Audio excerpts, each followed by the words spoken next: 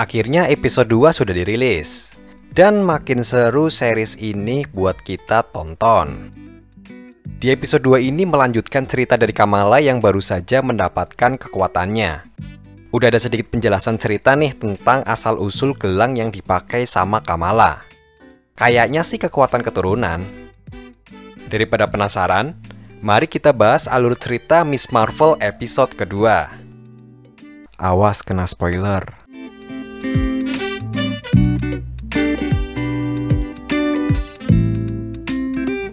Opening episode 2 masih seperti biasa, diisi dengan recap episode sebelumnya, dimana Kamala seorang remaja yang ngefans banget sama Captain Marvel, dimana keinginannya itu berseberangan dengan orang tuanya. Sampai akhirnya Kamala kabur dari rumah untuk datang ke Avengers Con, dan pulang-pulang kena marah sama emaknya. Cuma dengan kekuatan baru yang dimilikinya sekarang, dia agak sedikit seneng karena hampir sama dengan idolanya, yaitu Captain Marvel. Dengan kekuatan barunya, Kamala memiliki kehidupan yang happy. Dan dari sinilah kita mulai episode kedua. Di sini mulai ada perbedaan nih, dimana sebelumnya Kamala di sekolah dianggap orang aneh oleh teman-temannya. Sekarang dia lebih pede di sekolahnya. Beda lah pokoknya. Ketika jalan di lorong, ia seakan-akan menjadi sosok yang terkenal di sekolahannya. Kamala menjadi pede karena kejadian di Avengers Con itu, di mana Kamala berhasil membuat heboh satu Avengers Con dengan dia memperlihatkan kekuatan barunya. Pede gila nih si bocah. Sampai-sampai terjadi momen FTV, di mana Kamala tidak sengaja bertabrakan dengan laki-laki. Siapakah dia? Mari kita lanjut dulu. Di lorong seperti biasa ia bertemu dengan Bruno. Bruno di sini juga sedikit heran dengan apa yang terjadi setelah Avengers Con itu. Nah, di sini identitas asli Kamala masih belum ketahuan nih. Tiba-tiba satu sekolah dibikin heboh dengan followers dari Zae meningkat drastis. Zae mengunggah video di sosial media dengan membicarakan dirinya yang sudah diselamatkan oleh superhero. Jadi Zoe ini masih belum tahu kalau yang menyelamatkan itu adalah Kamala. Di sini Kamala agak sedikit iri ya, karena follower Zae meningkat pesat gara-gara kejadian itu. Di tengah jalan mereka bertemu dengan Nakia yang mengajaknya pergi ke kantin. Pada saat di kantin, mereka diperlihatkan Zae yang sedang bercerita tentang pengalamannya yang ditolong oleh superhero. Zoe merasa kagum dengan apa yang dilakukan oleh Kamala pada saat itu. Namun Zoe menyebut Kamala dengan julukan Nightlight. Who was it? Nightlight. Langsung raut muka Kamala berubah. Ya mungkin karena itu bukan jawaban yang diharapkan oleh Kamala kali ya. Zoe akan mengadakan pesta di rumahnya dalam rangka merayakan dirinya yang selamat dari kejadian di Avengers Con. Di tengah obrolan Zoe, tiba-tiba laki-laki yang tabrakan dengan Kamala tadi diundang untuk hadir dalam pesta tersebut. Yang ternyata laki-laki itu bernama Kamran, seorang siswa senior yang baru saja pindah sekolah. Awalnya Kamala tidak mau datang ke pesta itu. Namun karena Zoe mengajak Kamran, akhirnya dia mau datang ke pesta itu. Mulai naksir nih si bocah. Scene beralih di mana Kamala dan Bruno pergi ke sebuah ruangan yang sepertinya ada di gudang atau backstage sebuah panggung. Kamala di sini mencoba mengeluarkan kekuatannya. Namun karena memang belum terbiasa, Kamala masih belum bisa mengontrol kekuatannya. Dengan begitu, Kamala dengan semangat melatih tubuhnya supaya bisa mengendalikan kekuatannya itu. Pada awalnya Kamala berpikir mungkin dirinya hanya bisa mengeluarkan cahaya saja. Namun dia termotivasi dengan game yang sedang dimainkan Bruno. Kamala mencoba membuat pijakan yang membuat dirinya seakan-akan bisa melayang di udara. Langsung Kamala mencoba idenya itu di atas toko milik Bruno. Mulailah Kamala mencoba kekuatannya. Ya walaupun masih belum bisa-bisa banget sih. Kemudian di sini Bruno memberitahu bahwa sebenarnya kekuatannya itu bukan datang dari gelang, namun malah dari dalam diri Kamala. Mungkin dari sini sudah bisa tertebak, di mana kekuatan yang dimiliki Kamala itu adalah kekuatan keturunan. Nah, mungkin saja gelang itu hanya sebatas untuk mengontrol kekuatannya saja. Ada apa dengan keluarga Kamala? Apakah keluarga Kamala adalah keluarga superhero? Dengan semangat, Kamala masih mencoba latihan untuk mengendalikan kekuatannya itu. Dan sampai suatu momen, kita diajak melihat callback ke adegan Black Widow dan Clint pada saat di Vormir. Yang kampretnya, tak kira jatuh dari ketinggian yang tinggi banget, malah segitu doang. Sampai akhirnya Kamala bisa nih sedikit mengendalikan kekuatannya. Scene beralih ke Kamala dan Nakia yang sedang beribadah di masjid. Dimulai dari wudhu, kemudian sholat, dan diakhiri dengan ceramah yang dipimpin oleh Syekh Abdullah. Ini si kampret malah main IG di tengah ceramah. Syekh Abdullah mengumumkan akan ada pemilihan Dewan Masjid, dan Kamala mendukung Nakia untuk menjadi salah satu kandidatnya. Setelah selesai beribadah, Nakia dikagetkan dengan sepatunya yang hilang. Padahal sebelumnya sepatunya ditaruh di samping sepatu Kamala. Ternyata nggak cuma di Indo aja nih yang maling sandal masjid, masih ada aja di Amerika. Kayaknya bocil ini deh yang ngambil. Tapi salut banget sih sama MCU, baru kali ini mengangkat seriesnya dengan tema Islami. Emang ini series terbaik untuk saat ini. Scene beralih ketika Kamala sudah di rumah. Dia meminta maaf kepada ibunya soal dirinya kabur ke Avengers Con. Karena ibunya sayang, ibunya langsung memaafkan.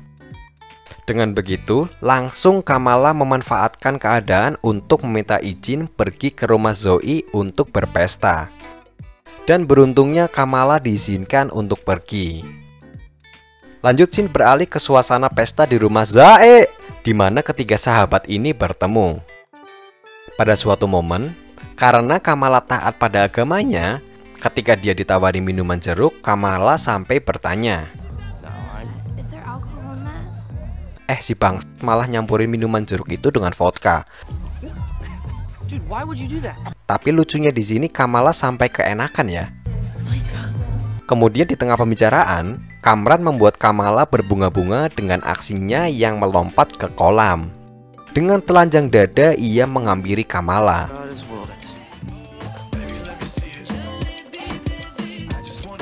Yang ternyata dia cuma mau ngambil baju yang diinjak Kamala. Tiba-tiba ada polisi dong. Belum aja menikmati pestanya, udah bubar aja. Dengan baik hati, Kamran menawarkan kabur menggunakan mobil sportnya. Ternyata Kamran anak orang kaya nih. Di perjalanan, Kamala dan Kamran saling bercerita seru. Mulai ada kecocokan yang dirasakan Kamala kepada Kamran. Di sini Bruno selalu memperhatikan mereka berdua bercerita. Tanpa ragu, Bruno ikut nyambung ikutan cerita. Mungkin di sini Bruno mulai cemburu, dan ternyata selama ini mungkin naksir sama Kamala. Cuma Kamalanya malah naksir sama Kamran. Dikasih nomor HP lagi. Kisah cinta segitiga. Pulang ke rumah, Kamala langsung joget-joget kegirangan. Sampai-sampai dia halu dan melamun di sekolahnya. Tiba-tiba hidung Kamala tidak sengaja mengeluarkan energi dan membuatnya ke kamar mandi untuk menyembunyikannya. Entah apa yang terjadi. Kemungkinan karena Kamala masih belum bisa mengontrol kekuatannya itu pastinya. Dan dilanjut dengan obrolan bestai dengan Nakia. Ternyata Nakia ini sama supportnya kayak si Bruno. Scene beralih ke Bruno yang sedang dipanggil oleh kepala sekolah. Kabar gembira untuk Bruno. Dia baru saja mendapatkan program pembelajaran beasiswa di Caltech. Yang kalau diperhatikan sebelumnya pada episode 1, Bruno mencoba mendaftar untuk masuk ke Caltech. Tapi di sini Bruno agak ragu nih, karena lokasi sekolahnya itu berada di California, yang jelas jauh dari New Jersey. Dan yang bikin dia galau lagi adalah Kamala lagi deket sama Kamran. Galau dah tuh si Bruno. Scene beralih ke Kamala yang sudah dijemput Kamran naik mobil. Kamran mengizinkan Kamala untuk menyetir mobilnya. Ya, walaupun masih ngeri-ngeri sedep sih. Mereka berdua tiba di restoran India nih untuk makan siang.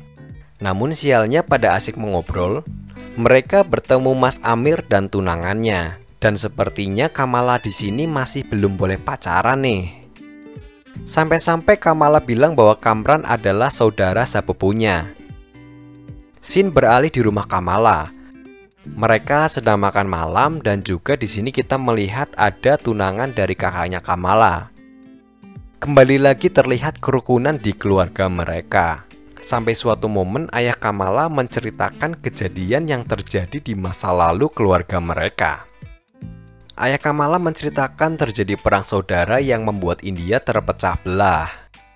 Ayah Kamala juga menceritakan kisah dari keluarga Muniba, di mana pada momen kerusuhan itu, nenek Kamala yang bernama Sana pada saat balita terpisah dengan orang tuanya di stasiun kereta. Mereka berencana untuk pergi dari kota itu. Ayah Sana sampai bingung mencari Sana. Tapi anehnya secara ajaib Sana berhasil masuk ke dalam kereta sebelum kereta itu berangkat.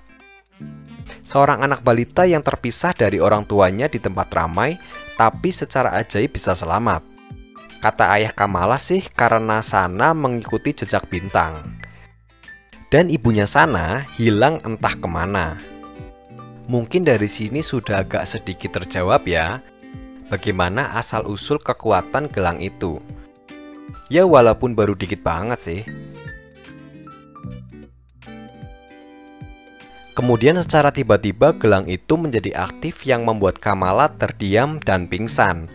Di depan Kamala dia melihat semacam ada portal yang menampilkan sosok perempuan. Siapakah dia? Lanjut. Di sini Kamala VC-an sama naninya untuk membahas masalah gelang itu. Dan gelang itu milik buyut dari Kamala yang bernama Aisyah. Namun Nani tidak mau membahas soal gelang itu. Apakah gelang itu yang membuat Aisyah menghilang? Scene beralih keesokan harinya di mana keluarga Kamala merayakan Idul Fitri yang digelar di depan masjid. Di sini seru sih, kocak aja gitu. Selain Nakia yang lagi promosi diri dengan membagikan pamflet, ada juga scene menunjukkan kelompok-kelompok dari jamaah masjid.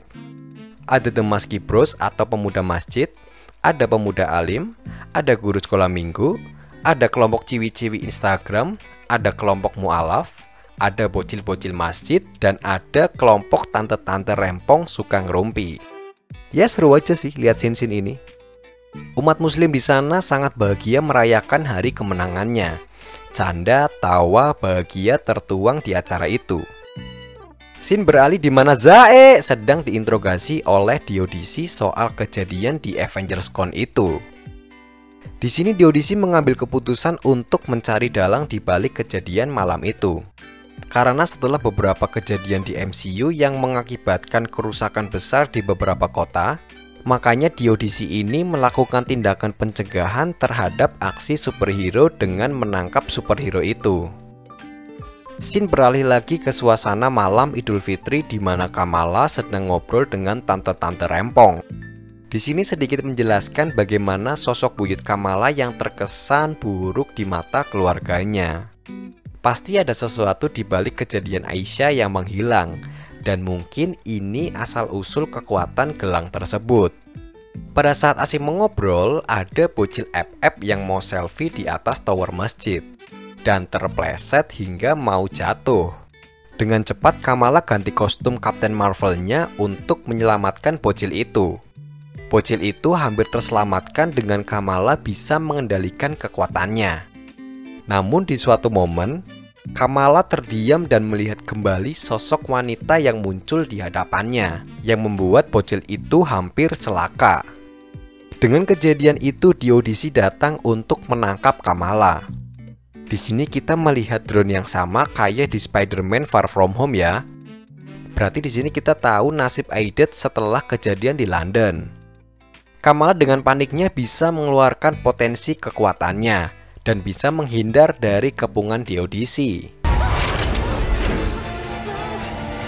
Kemudian Kamran datang yang mengendari mobil untuk menyelamatkan Kamala. Dan plot twist di episode ini adalah Kamala. I've been waiting a very long time to meet you. Ternyata sosok wanita bercahaya yang dilihatnya adalah ibu dari Kamran. Anjay. Keluarga Kamran ini pasti memiliki hubungan dengan nenek buyutnya Kamala dan paham soal gelangnya itu. Apakah mungkin keluarga Kamran ini adalah keluarga superhero? Apakah mereka adalah kelompok mutan? Atau mungkin malah inhuman? Terima kasih sudah menonton video ini sampai akhir. Jika kalian memiliki pendapat lain, silahkan tulis di kolom komentar.